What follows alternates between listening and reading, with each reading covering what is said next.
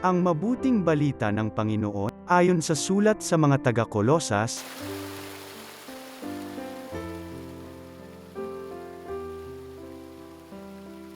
mga kapatid, nag-agalak ako sa aking pagbabata ngayon alang-alang sa inyo sapagkat sa pamamagitan nito'y naipagpapatuloy ko ang paghihirap na kailangan pang gawin ni Kristo para sa simbahan na kanyang katawan.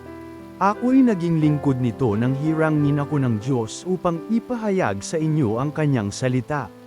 Hinirang niya ako upang lubusang ihayag sa inyo ang hiwaga na mahabang panahong nalihim sa maraming salit-saling lahi, ngunit ngayoy inihayag sa kanyang mga anak. Inibig ng Diyos na ihayag sa lahat ng tao ang dakila at kamanghamanghang hiwagang ito. Ito ang hiwaga.